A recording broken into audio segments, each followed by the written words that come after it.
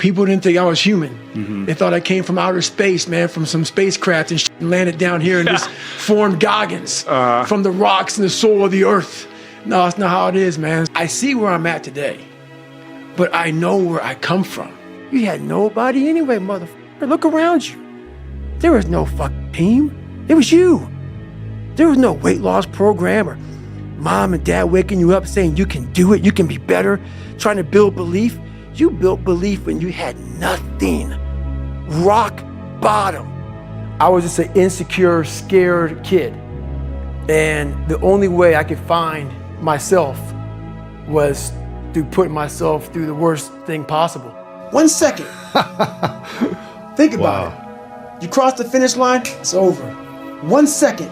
And when you figure it out, when life has you gripped in a vice, and you can figure that out, that's when you overcome. That's when you overcome. And that's why that one moment for me in that tub, I didn't want anyone to take away from me. No one's coming back to help me. You have to realize you are on your own now. And whatever else you believe in, I don't care what you believe in, but on earth, it's a very lonely journey. And it starts with the accountability mirror of looking at saying, hey, my dad who beat the hell out of me is not coming back. All these things are coming back. I have to face myself. And you have to own all those things that people may have done to you. Now it's yours. You got to own it. And it's yours now to fix the problems that people did to you. It makes no sense. It's not fair. I get it. But if you live in that woe is me mentality of guess what? My dad did this to me. My mom did this to me. People who bully did this to me. You're going to always live right there.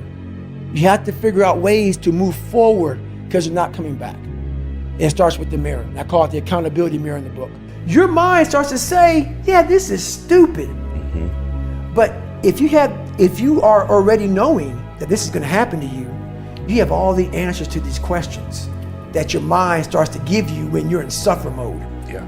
And that's what I realized. You true that's your visualization of those moments over and over? Over and over again. You have to be there but not there at the graduation. Okay. You got to be there in the worst in the parts suffering that you know over and over again. You got to live that in your mind.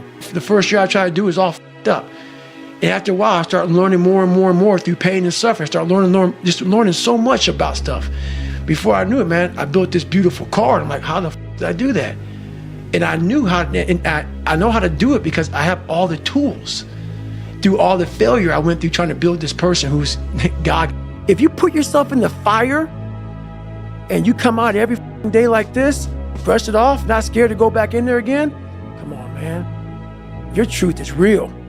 You come out every day, man, with a way of talking to people that people don't have because there's no truth behind them. And the truth is a starting line. When you sit there in the ugly mirror and say, I'm this, I'm this, I'm this, I'm this, you finally started your life. Maybe 40 years old.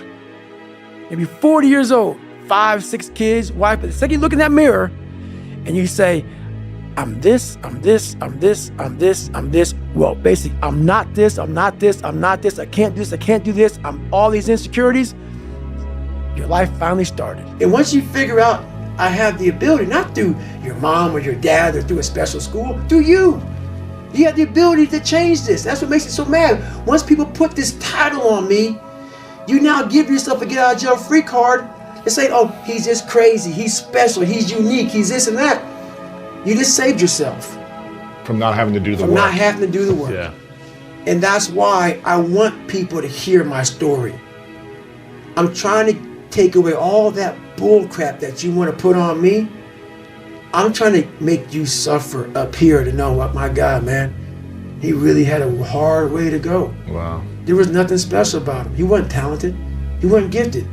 He wasn't nothing. He wasn't nothing, and he made it. I want everybody to feel uncomfortable around me. That's it. Because I want you to go home and think about yourself. Yeah. Think about yourself, man, because you're leaving so much on the table for the possibilities of what you can be. One of the most powerful things I think anybody can do, so I used to struggle with self-esteem, and my thing was I focused on being smart and I just wasn't that smart. I focused on being right and I was wrong a lot. And so it created this weird thing in my life where I would constantly try to put myself around people who were less and less intelligent so that I could feel good about myself. And the bad news is it's actually a really good strategy for that. Right. Being around people that were less intelligent than me really did make me feel good. Like I felt good about myself. But I literally referred to myself at the time as the king of remedial jobs because those were the only jobs that I could really shine at. Right. And it wasn't until I realized I can actually change what I build my self-esteem around. And I can start building my self-esteem around, instead of being right or being smart, being a learner and being willing to admit when I'm wrong. And so the thing that I began to build my self-esteem around was being willing and able to stare at my inadequacies. Right? What you said, like I fully understand like how this interview is gonna be, I mean, you warned me ahead of time, this interview is gonna be bifurcating. People are gonna love it and some people are gonna hate it. But dude, I so believe in the notion of looking at yourself and if you are pathetic, owning it, right? And saying, because my thing is you can change it, right? Which you have proven in no uncertain terms. That's it. But if you don't admit it, you're never gonna be on the path to changing it. Exactly. Don't do everything in your life for money. Don't do everything, yes, we need it to survive. There's a great drive and passion behind doing things for the mind and the soul. There's a great drive in that. Everybody goes, man, you talk with such passion. This is a life. This is my life. So that's what I want people to get from all this stuff, man. Like there's something inside you. The brain is the most powerful thing. The mind is the most powerful thing that we have. It's not your phone. It's not the computer. It's not anything. It's your mind. And if you can tap into that, you can come from the daggone roots of hell and become such a great seed, a powerful seed that can grow into some great daggone garden. And people don't get that. It's all up here. The power and the magic's up here. And the only way to see who the baddest motherfucker is to suffer. You can't do it by writing a paper. So let's go. Because why? What I found out through my life was I thought of myself as some weak little kid. And what I found out, and the only message I want to get across to people is once you change one thing, your mindset, you can attack everything. I have the ability to see the end before the beginning even begins. That's what woke me up every fucking morning was I'm gonna put myself through this much fucking pain and suffering for a few seconds. That's all it is. A few seconds of joy. And it's so worth it, man. That's what people don't get. So I'm able to put myself at the finish line, even though I have no finish line, but at the finish line of an event before I even start the motherfucker and say, how are you gonna feel at the end of this? I did all of the work alone. And while I'm still hard on myself, I know what I did. So whenever times get bad for me, people, all this, who's gonna carry the boats and that's real. I hate that people know me for that guy, because that guy is not every day. Like when they see me, they want that energy. That's not me every day. I can extract it immediately when I need to, because when you train alone, and I lived alone for so many years in this misery, and you're able to get out of it by yourself, I can take myself to such a level of real passion and purpose. And like the feeling I get is something I can't even explain by myself. I don't need anyone. That's why people come to me to motivate them. No one can motivate me. I have a resume full of fucking motivation that whenever I'm down, I'm like, oh, hang on, motherfucker. Oh, you know the truth. You know the truth. You know the darkness of the dungeons and the demons that fly. You know, and then from there, it's like, okay, you were there. You know this. There was no one there to pick up the rucksack, to pick up the boat, to pick up the log, to go in there. It was you. It was you. There was no pat on the fucking back at 300, at 275, at 250, at 220. No, that was you. So those things that come out of me, that extract from me in the darkness, people are looking for that pat on the back. Where is it? Oh, I don't need it. Because what I've done is in the fucking unseen work I built. You have to live and win what you can and build the body armor. Start callousing the mind so you're ready for combat outside of your house. Because it's gonna come. And that's what I realized at a young age. I had no body armor. I had no callus.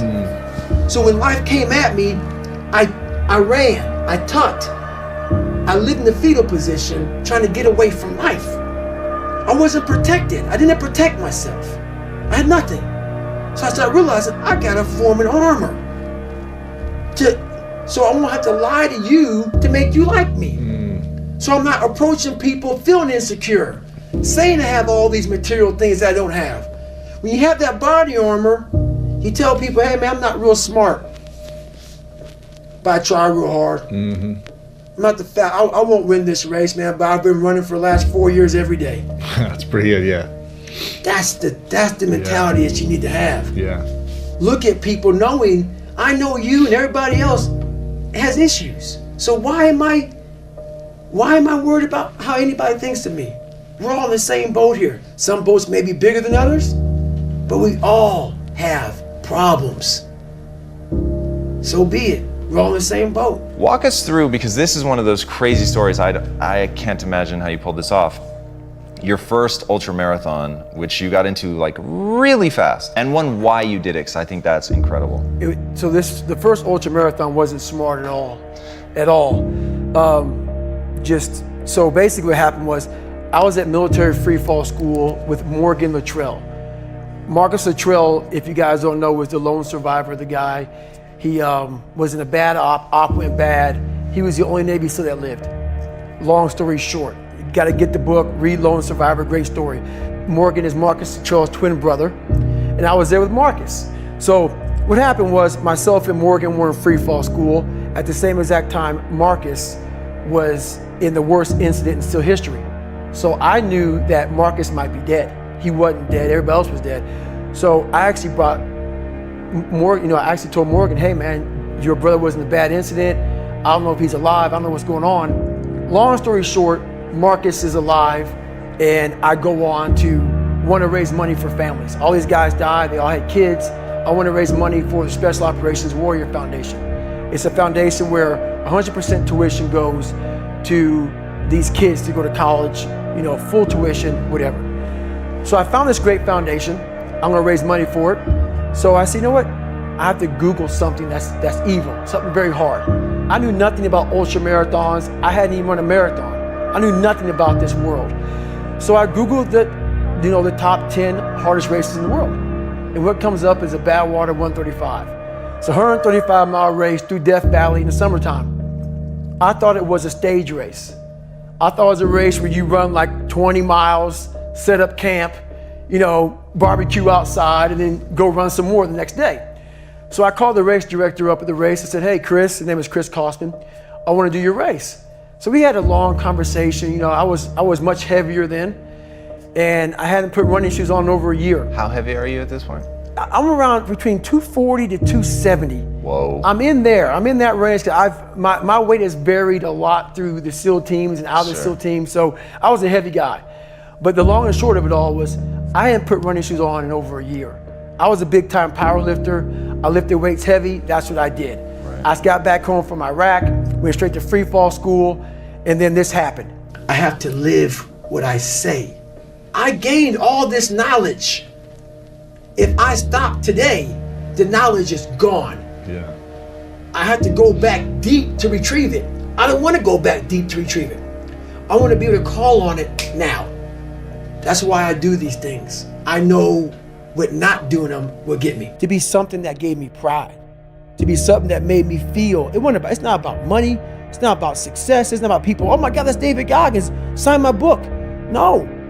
When I started this journey out years ago, it's about, I just want to learn to read. So now I'm at a place now where I see the possibilities of human potential.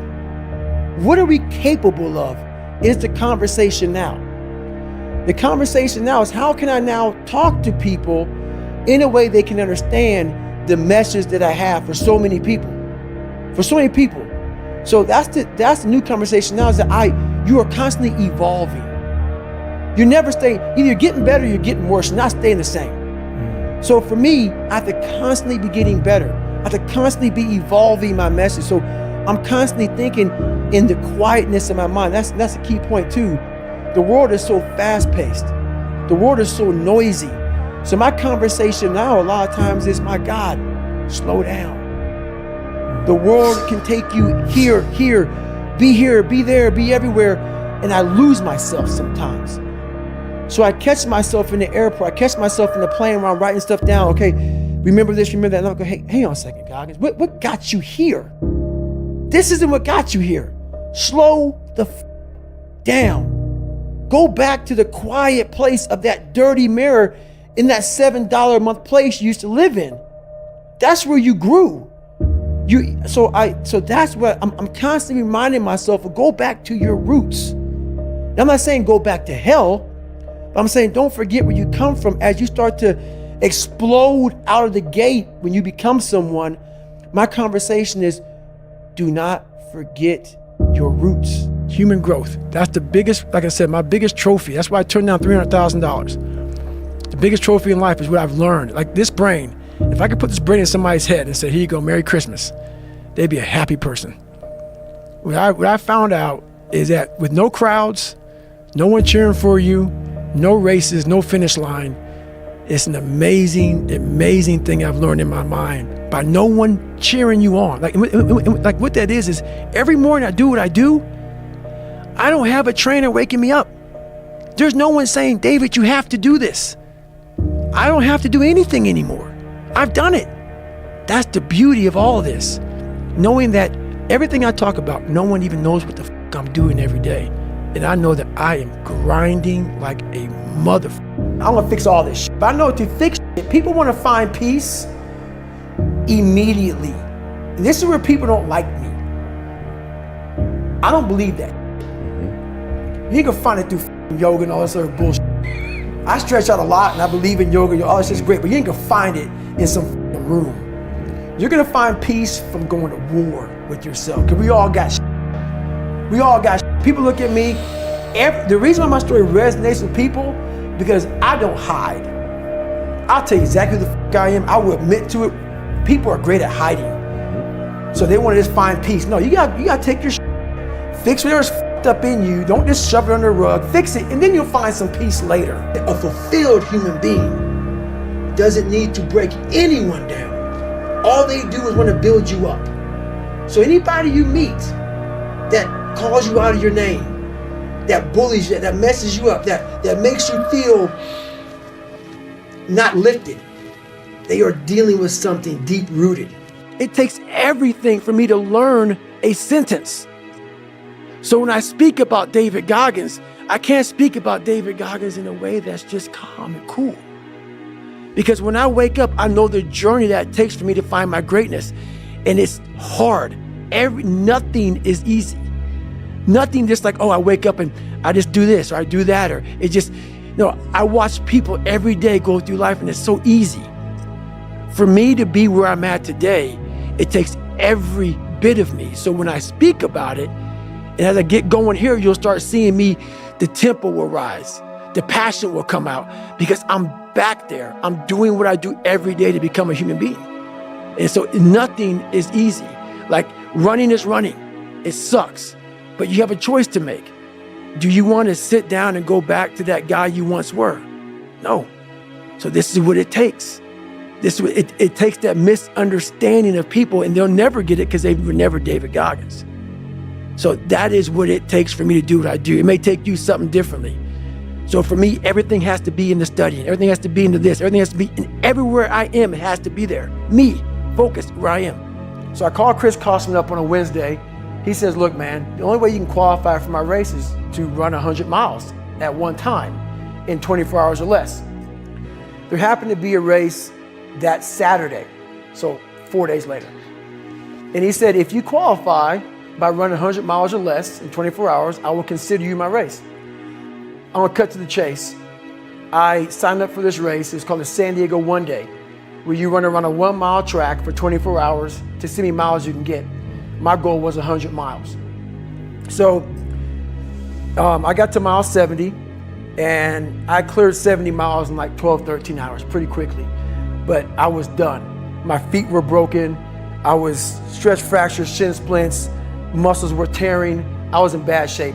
I was eating Ritz crackers and drinking Mileplex. That's all I had. No water, didn't know what the hell I was doing out there. Had on some tube socks. It was just ridiculous. It was a clown show. So I sat down at mile 70, and at this time I was married. And I look at my wife and I was like, I'm messed up bad. So I literally start to turn white. And when a black guy turns white, you're pretty fucked up. So here I am, I'm all fucked up in this chair. I'm at mile 70, I think I got 30 miles to go. I'm jacked up. I gotta go to the bathroom, and the bathroom's like 20 feet from me. It's a porta potty. I can't get out of the fucking chair. So I'm peeing blood down my leg. Whoa. Pooping up my fucking pack, and I got 30 miles to go. And I can't stand up because my blood pressure's all messed up. I've been in 3 hell weeks, Ranger School, overcome so many obstacles in my life. This last 30 miles of this race is when I realized a human being is not so human anymore. We have the ability to go in such a space if you're willing to suffer. And I mean suffer. Your brain and your body, once connected together, can do anything. What's motivating you is the fucking stories I'm telling you about what I did in my life. Once I stop living that, I'm no more. Yes. I am not the fucker that you are now being motivated from. So right now in the mirror, I now got back to Goggins. I'm now back to running 100 miles a week. I'm now back to getting I saw, and I talk to my girl about all the time. You travel, you speak, you all this shit. It's all fucking great and dandy for most people. I'm Goggins. What makes me is the dungeon. And yeah, and people are, well, oh my God, like they're gonna hear this, my God, you don't have any peace in your life. Don't get it fucking twisted. Weak people who hear me get all fucking poopy pants about how I talk. So be it. What changed me was I had to be hard on myself. Yep. And I have to continue to grind myself into a fine dust. Yeah. Period. Yeah. That's where I feel good. I feel like I accomplished something. If things come easy, it's not fun. I must fail at something repeatedly. It has to haunt me. And then once I complete it, I feel like I accomplished something.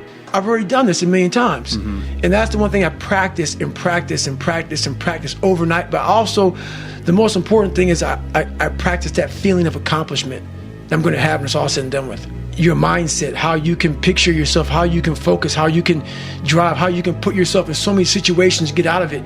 Because those headphones we listen to, those phones that we Google to find information, there's so many situations in my life where that is not going to help me. I'm always looking for the next challenge. I'm never satisfied with, oh, I did that. Like, I became a SEAL. I was an Air Force guy. I became a SEAL. I went to Ranger School. I tried out for Delta Force twice. I'm always looking for what is next, looking for those uncommon men and women, uncommon people, because I'm trying to grow. You are your own hero. You are your own leader. You are your own master. And that is a big one because we idolize so many people and we want to be them. We want to be someone else. And in doing that, you lose all the potential of who you are. You mimic, you be them, you are them, you become them, and you lose you. And we look up to so many people in this world who will let us down. We're humans. I'm gonna let you down. You're gonna let somebody down. If you put them on a pedestal, you then lose time when that person comes up and lets you down. You must hold yourself accountable, and being your own hero, that's what that does. You make yourself so totally accountable for who you are. You focus on you and only on you to become the best person you could be for others. Because we leave a lot on the table, not searching who we are. And then therefore, you die not knowing your greatest potential. No one helped me. No one felt sorry for me. No one looked at me and said, like this day and age, they'll take you in and they'll tell everybody, stop picking on this person. Back then, they didn't care. What I realized is for me to become the man I wanted to become, I saw myself as the weakest person God ever created. But I never blamed God for anything he did to me. So I wanted to change that to be the hardest man ever created. Am I that? I don't know, but you had to have a goal. And my goal when I was sitting there, not going to school, being bullied, having no self-esteem, my goal was the only person that's gonna turn this person around is me. The only way I can turn it around is put myself through the worst things possible a human being can ever endure. And that'd be the only way that I can build this brain to handle anything that comes in front of it, callousing my mind through pain and suffering. The one thing that made me who I am today is being vulnerable. It's breaking myself down to the absolute rock bottom and being able to tell people who I am. I was a fat guy trying to be a Navy SEAL now, and my life had come to this crossroads where I'm like, man, you have to go right. And no one was going right. Everybody was going left. I'm like, you have to go right. And to know the pain and suffering I was about to endure by going right, the amount of accountability and failure I was going to witness and suffer by myself alone on this journey, it's that mentality of I'm going to pick up that fucking Pulaski and I'm going to dig this fucking fire line for 3 damn miles.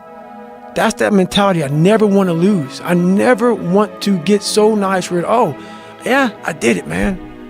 I did it. I did it, I'm good. That mentality of I'm willing to pick up that shovel and I'm willing to dig a 3-mile line, there's something about that mentality that I'm ready to go to work at any time. And that's what keeps me, those are the sparks. Never pick the easy road. Never. And it always goes back to kind of the hero mentality. Never pick the easy road, ever in your life. That is the one road that is doom. It is doom. If you want something like 6-minute abs, all these different things, if you want it so fast, you may achieve what you wanted, but you want the permanent fix. The permanent fix comes from the hard road. The hard road gives you permanent results. The easy road gives you the quick fix. You will go back to where you started on the easy route. That hard route is so permanent that it ends up callousing you everywhere. Everywhere. You keep a six-pack forever. You keep it. You keep it. Because you know the work that goes into it. Yeah. I don't want to set out and say, oh, there's an A. We're good. It's fucking stupid. No. I want to turn it in 1,000,000 times and say you failed. You failed. And I'll say, okay, roger that. And sit there and analyze what I'm doing wrong.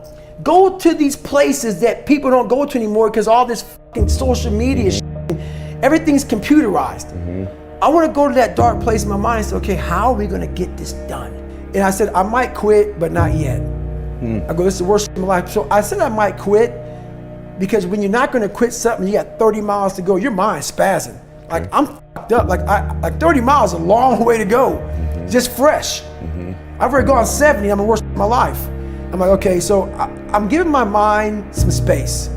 Because if you don't give it space, it's just gonna freak out. When you get to where you wanna go in life, and you finally get there, you finally reach that point, and you're there, and you're happy as hell, realize this, you're not there yet. When you get that feeling that you arrived, be afraid. Right. Be truly afraid. Because now you start to do this. Slowly die. Slowly die. Either you're getting better or you're getting worse. You're not staying the same. Yeah. So when you get to where you think the journey is ended, and you're sitting back and you're like, I arrived, I'm on Mount Everest. I climbed 29,029. Yeah. The best thing to do is fall back down that damn mountain as fast as you can and start climbing. Find the next climb. Find the next climb. I don't need you to guide my future. I know what's good for me and what's bad for me. And for me, it took every bit of focus I could. And I know social media, that's why people love to go on there. Because they want to show you the good side of life. I'm not teaching good side of life. So I had to figure out a way when I came on in 2016 of teaching you what life really is for the majority of us is hell. And so while people love to show you the cars and the house and the vacations, and all that's good, all that's happy, I'm gonna show you the side that I know most of you are going through. And people hide very well I don't want to hide anymore. I hid for 24 years. So that's why now I told you, we can talk about whatever you want. Because as human beings, the first thing we have to learn, I also stuttered real bad growing up. So if you hear me stutter every now and then, it's because that was part of my life also. So it's funny, human beings want to show you the best side and they want to hide the worst side. For me, I'm going to teach you how to be vulnerable because that's the only way you fix yourself. What motivates me now is that there's over 600 some odd thousand people looking at me saying, motherfucking Goggins is somewhere out there. He's somewhere out there getting after it. And I am. So you ain't never alone. I'm out there somewhere, 600 some thousand people. There's a chance that when you're working out, I don't care if you're in Washington, D.C. and I'm in Nashville, there's a good chance at the same time, we're getting after it. No one's perfect. Nope. I'm not perfect now. I never will be. You're not, and you never will be, but you're better than you were yesterday, and you're going to be better tomorrow. The mind always has the tactical advantage over you. Why is that? It knows your fears. Yeah. It knows your insecurities. It knows where they're hiding. Can't hide. Can't hide from that motherfucker, man. That motherfucker has a tactical advantage on you, son. It's gonna get you, man. It's a beast. What made me me are the not just disciplines, the self-disciplines of life. And those are always in front of you, if you have any. They're always in front of you. So that's my hard stop. The mind will trick you. Yeah. And it's saying, just sleep in today, you deserve it. Yeah. Sometimes you don't deserve it. So there's that fine line of the mind getting the tactical advantage over you to where you're like, I've worked too hard. Yeah. You really haven't worked hard enough. Put the shoes on and get grinding. The only way you're ever going to get to the other side of this journey is you have got to suffer to grow. To grow, you must suffer. And some people will get it and some people won't. But they have to see what their journey is to start their journey. Several people live to be 100 years old and they have great lives and they have great kids. Their kids go to college and all sort of stuff. But somewhere in their life, there was a point where they had a decision to make. They can go left or right on this path. Left was the easy route. Right was the hard route. A lot of people take the easy route. And they had a good life that way, but the better life was going to the right side. And you may have 20 years of pain and suffering to get past it, but a lot of us die never truly starting our journey. And I would tell this young person, you gotta start your journey. It may suck, but it will come out the other side where you're coasting. So I train every day because why? As my mind and as a human, we're supposed to move. Every day is supposed to move. And I'm not saying get after it every day. Get after it means just do something every day. Right. Ride a bike. Like if you're real tired from working out hard, ride an easy bike, spin. What's motivating you is the stories I'm telling you about what I did in my life. Once I stop living that, I'm no more. No matter what you're going through right now, whether you're 7 years old or 77 years old, those things don't define you. I'm that now, but I wasn't born that. Yeah. I had to make myself into this shit. And I always knew in the back of my mind I could be something special. Yes. But I knew the work it was gonna take was gonna kill me. I was afraid of that. I was afraid of the brutality and the suffering I was gonna have to endure. But I knew I could do something. You don't gain confidence by going to the spot that makes you feel good. It's gonna be a false reality. And the second life gives you that challenge, all you wanna do is go back to what made you confidence or what gave you confidence. Is that happy spot? No.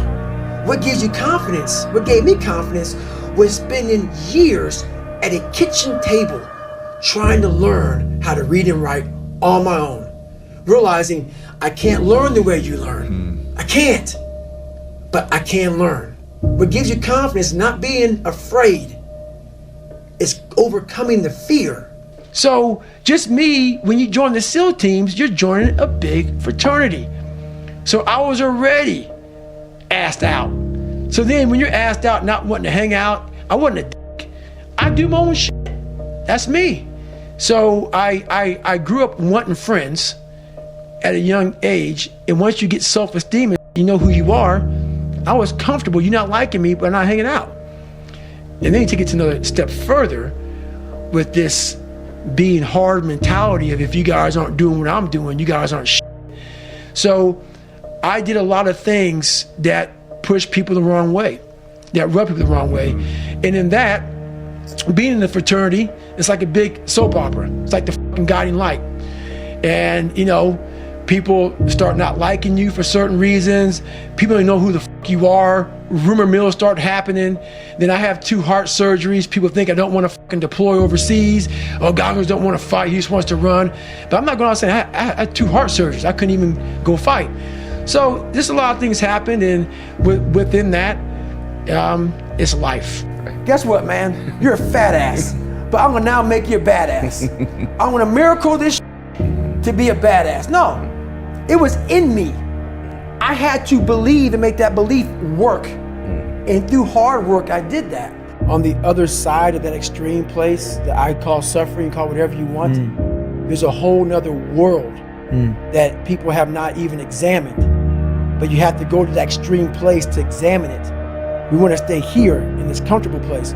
Once you're willing to push yourself to that extreme place, it's like a whole nother universe. It's almost like you're an astronaut and you've examined something like up in outer space. No, it's always been there. But you have to be going through all the muck and all the shit to examine it. And you realize, wow, God, through all this crap, there's a whole nother universe over here in my mind. Whole nother universe. Go back to chapter 1, 2, and 3. Always remind yourself of those chapters, of that you can also do this. But you have to first self-examine or live autopsy your own personal life. For me to fix this, I gotta read what the f is wrong with David Goggins. Go in the military, get your ass kicked, do things you hate to do, be uncomfortable every day of your life. Roger that. I'm not the smartest kid in the world. Okay. Instead of somebody saying, oh no, you're smart. No, don't say that to yourself.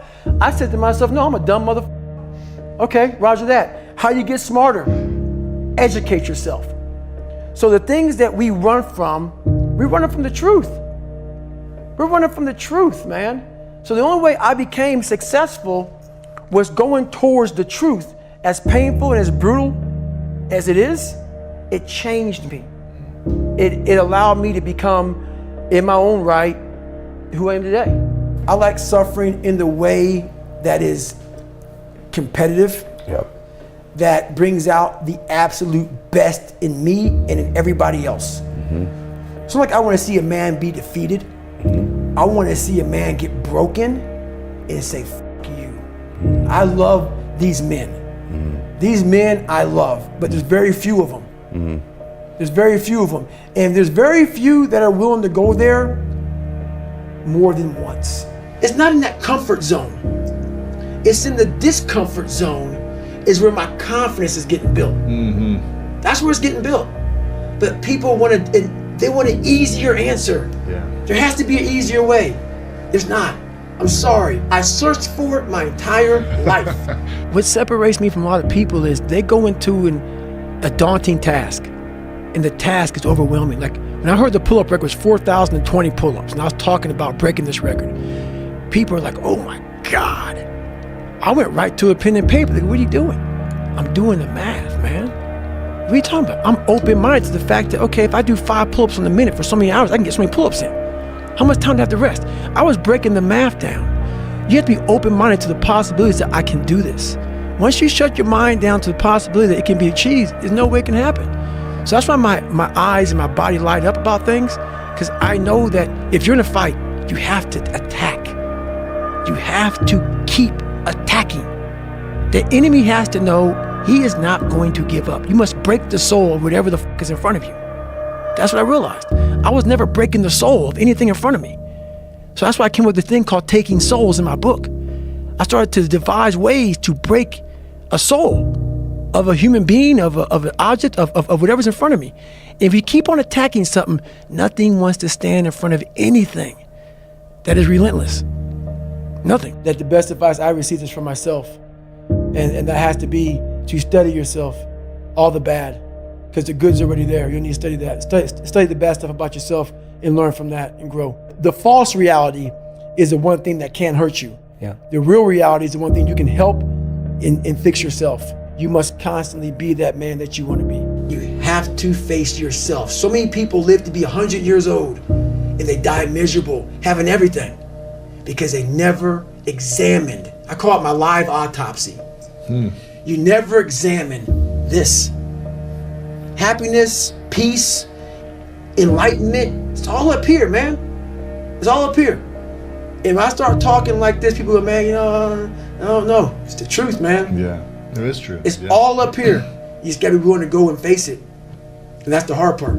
Everything I do in life, it sucks. That's why when I was 300 pounds and 24 years old, it wasn't like I had some big epiphany of, let's just go be a Navy SEAL, let's lose some weight. No, I knew my entire life was gonna be a struggle, which is why I just ignored it. And I said, I'm not even trying to jump off into this and learn how to read, how to write, how to memorize, how to become something I am not.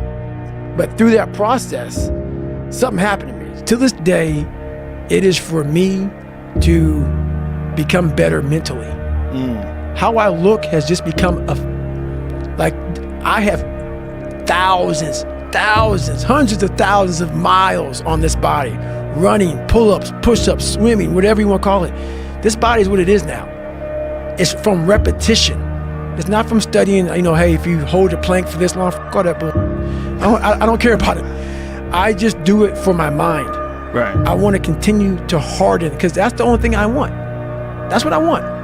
I want to have that mind ready for life. Whenever hardness comes, and you don't know what it is, it may be different for you than it is for me, but you go back to your insecurities. And then when you go back to your insecurities, you then look for comfort within those insecurities. And we all look for that cookie that your mom used to give you when you were sad, when you were sick. We look for our wife or our husband. We look for comfort. It's in those moments you must retrain your mind to think differently in health. I wasn't training them to do that. Why weren't you training? I wasn't training myself yet because at that time, I was doing what I was told. These guys need to meet a standard. Physical standard. A physical standard. The physical standard is not what they need to meet. It's a mental standard you must meet in life. When you can't read and write and you're trying to hide out in classes and please don't call on me and you're fucking all scared and shit. Everywhere you go you're nervous and you're panicked and you're stuttering and you know your whole life is that shit. There's not joy in that shit. That becomes who you are no matter how much you change. You're scarred. So people are like, my God, man, you never smile, you never do this. It's my life. It's my life. So you gotta teach yourself how to read and write and also fucking smile and say, it's okay. A lot of things aren't like, you know, man, why don't you do this? Like, I don't judge people. That's why I don't judge the people. Man, you don't smile, you look so hard, look this. Read my book and don't forget where I came from. It's who you are. You have to undo that shit. And no one came down and trained me on how to be happy, how to find peace, how to do this and that. That's why I'm so glad I found it through suffering. David Goggins, you break records, you do this, you do that. People want to know, how are you able to just be so hard? Because I never turned the fucking thing off. Because once it turns off, I go right back to the David Goggins that is. And that's the guy that I'm constantly fighting every day. You're always a victim, even if you have everything in life, until you realize what you've achieved. I don't live on the surface of anything. Surface is what got me where I was at. It got me from 175 pounds to 300 pounds. Telling everybody I'm good. I don't give a damn. I'm good. No, they're hollow words. A lot of us speak in hollow words. I used to speak in hollow words. I don't do it anymore. Everything that comes out of my mouth has substance. It's real. And we all have these feelings in our bodies, in our minds, in our souls. I act on mine. A lot of us who are afraid of something, we allow our minds to choose the path of least resistance, so we go a different route. When I'm afraid of something, it's telling me you must conquer this that. thing. You must do that. And every time I started running further and further, I go, okay, I got to the 10K. I'm on Boston Marathon time. Because I knew the Boston Marathon was like 3:10:59 for my age. I'm like, hang on a second. And then I started using all this external shit for motivation. Like, okay, who the can go out here and run 100 miles, no training? And then I'm broken. Most broken I've been in my life. And now I'm running a marathon. Who could do it? So I started just feeding myself. I get to half the mile. I'm about 30 seconds off the pace. I said, hang on, man, you're Goggins. You can do this shit, man. And I started just feeding myself. You can do this. Before I knew it, man, I kept to like the last 6 miles, and I was off the pace, and I just kicked it. And next thing I knew, I did like a 3:08 and change. I was like, and that was like, what the fuck? What have I been leaving on the table? Right. I've been leaving so much on the table for pain. And that's when I started like going crazy about the mind. Like, what the hell am I, like, what is up? Like, it opened these different doors of like possibility and like, what is humanly possible? What are we capable of? Like, you know, people, I didn't even know. I was just amazed by what I was able to do by a simple fact of just reasoning and working with pain and pain management. And my mind just kept on growing from there. And it happened in Hell Week, it happened in 100-mile race, it happened here, and started just evolving into what it is now, to where now I'm like, God, dog, man, the mind, we are leaving so much on the table. But people take me, he cusses so much, he sounds crazy. Don't listen to all that, man. Just cut out the bull. Cut the bull.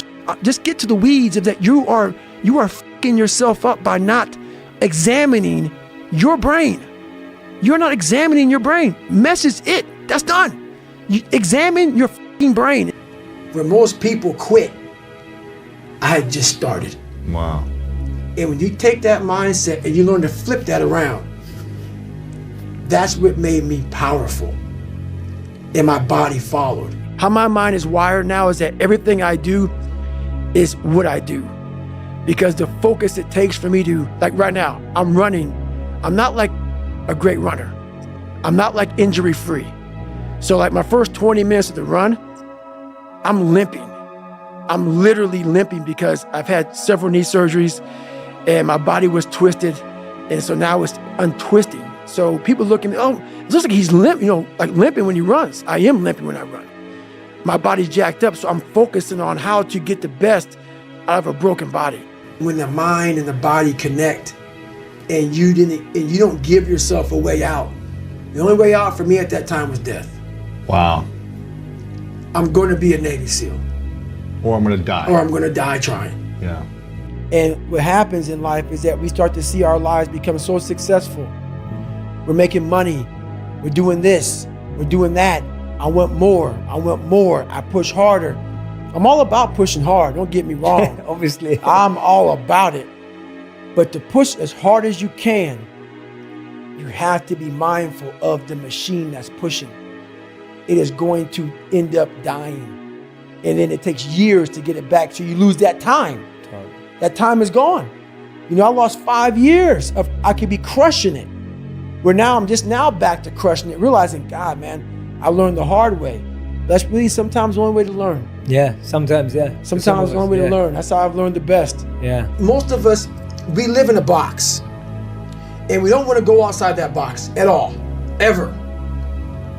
Outside that box is all these possibilities of life. But what we do is we shackle our mind. We are a prisoner in our own mind that this is all I can do. This is all I'm good at. And we take away the possibilities of you could be this, you could be that, you could be all these things.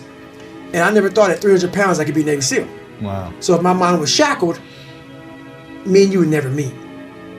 There'd be no book. Right. There'd be no book. Right. There'd be nothing. So what people understand is that they live for themselves, not knowing that you have the power within yourself to change millions of lives by facing life, by facing yourself. And through that, I would die never knowing that I had the power to change millions of lives. And what haunts me the most, people ask me, what haunts you the most?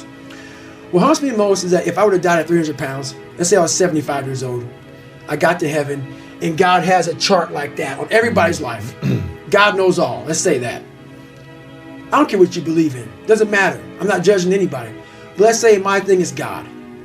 You get to heaven, I'm 300 pounds, I sit down, I was a cockroach terminator my whole life, and we're sitting down just like this. You're God and I'm David. And he gives me that chart, and he says, look at this. And I'm looking at this chart, and on the chart it has all these different things, but my name's on it. But these things aren't me. I was gonna change the world. I was gonna set records. I was gonna be a Navy SEAL. I was gonna be all these things in the military that I accomplished. You're gonna get the VFW award. You could be honored here, honored there. And I'm like, God, this isn't me. Like it says David Goggins, I was an Ecolab guy. I sprayed for cockroaches and I'm 300 pounds. It said here I'm 185. It says here I got a bachelor's and a master's. It says all these things. And God goes, no, that's who you were supposed to be. Wow. It's day one, motherfucker. This is hour one. You get a wide range of life in just 19 hours. You know, like when you get to like mile 50 in your mind saying, we gotta get out of here, man. And then you get to like mile 60, okay, we're feeling good. You have all these highs and lows that you have to manage within this suck fest of 19 hours. And that's what I get from a lot of these different things, that human growth, you know, growth of the mind. Without friction, there is no growth. Without friction, there's no growth. I chose the only on purpose. On purpose, just to see how I would come out the other end of it. No matter how far you get in life, you have to be able to go back to scratch in your mind at a moment's notice. You can never get so far beyond scratch. What that means is, when you accomplish something in life, if you're willing to go back to scratch and go back to that $7 a month place where I once lived and visit that place for a long period of time. If you were here, when you went back to scratch, you would now be here. Scratch is what makes you better. Scratch, friction, obstacles create growth. There's no friction when you're this far up in the game anymore. You think there is. When you've achieved, that's right. When you achieve so much, the friction is minor. Because why? I'm sore, I'm gonna get a massage today. I'm hungry, I'm gonna eat today. The refrigerator is always full.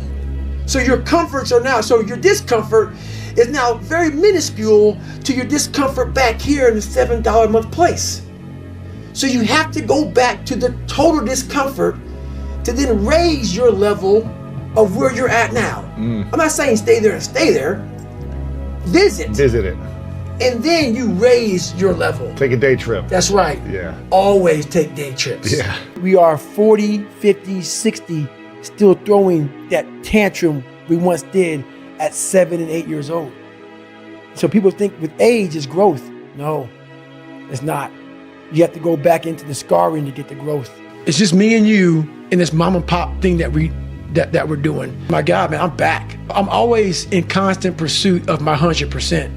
Whatever that is. If I can't run anymore, I want to see what else I can do. Most people in that time frame, in that mindset, I can't run anymore. It's over. No, it's just gonna take a little bit longer.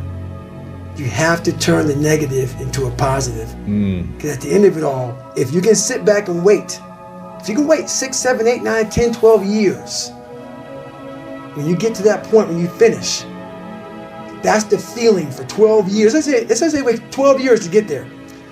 That's what keeps you going, is you gotta feel, I'm doing it for 1 second. You can do this. This is all me. Some people know, where's this cold man come from? I'm not trying to be cold. It's the reality of my life. It's the reality of a lot of people's lives. As humans, we want to find out how to be someone else. What we don't do is we don't go inside. So literally turn yourself inside out. Read the book that's like we're writing a book every day of our lives, but we never read that book. So what I would challenge this young man or young woman to do is you have to look inside of yourself to see what you really want. What are you passionate about? Start to learn the mind is powerful.